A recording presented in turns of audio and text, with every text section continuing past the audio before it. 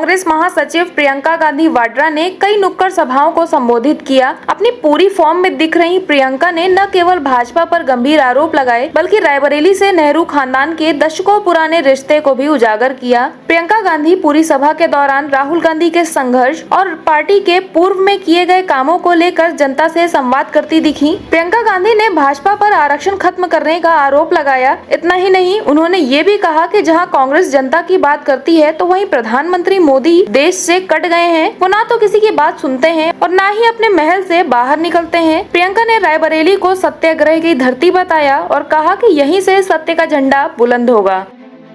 ये लोग इतना कह रहे हैं कि अगर इनकी फिर से सत्ता आएगी तो संविधान को बदल डालेंगे।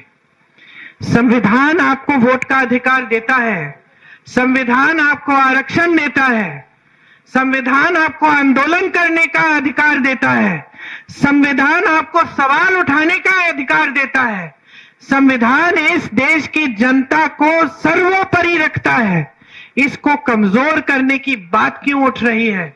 क्योंकि ये चाहते हैं कि लोकतंत्र कमजोर हो।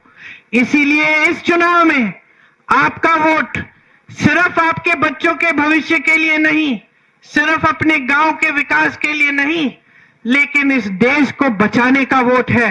इस देश में लोकतंत्र को फिर से पूरी तरह से स्थापित करने का वोट है।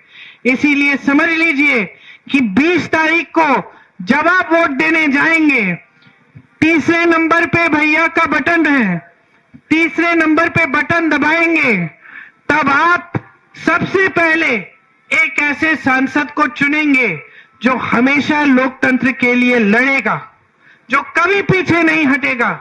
उसको घर से निकाला, संसद से निकाला, प्रताड़ित किया, परिवार के सारे सदस्यों को उल्टा सीधा बोला। इंदिरा गांधी जैसी महान हस्ती जो शहीद हुए इस देश के लिए, उनको देशद्रोही बोला प्रधानमंत्री जी ने। मेरे पिताजी राजीव गांधी जी को देशद्रोही बोला प्रधानमंत्री जी ने।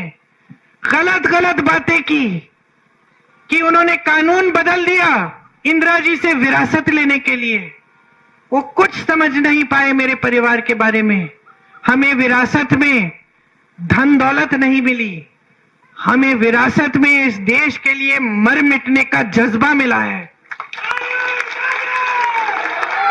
हमारे एक परिवार के सदस्य को मारोगे, दूसरा खड़ा हो जाएगा इस देश के लिए, दूसरे को मारोगे, तीसरा खड़ा हो जाएगा इस देश के लिए, तीसरे को मारोगे, चौथा खड़ा हो जाएगा इस देश के लिए। हम झुकने वाले नहीं हैं। हम अंग्रेजी साम्राज्य के सामने झुके नहीं। ये क्या है, इनके सामने हम कभी नहीं झुकेंगे। हम इस देश के लिए लड़ते रहेंगे जब तक हम में दम है, जब तक हम में सांस है, तब तक हम आपके लिए लड़ते रहेंगे। आपको इस गरीबी के खाई से निकालने के लिए लड़ते रहेंगे। आपको आत्मनिर्भर और मजबूत बनाने के लिए लड़ते रहेंगे और कोई हमें रोक नहीं पाएगा।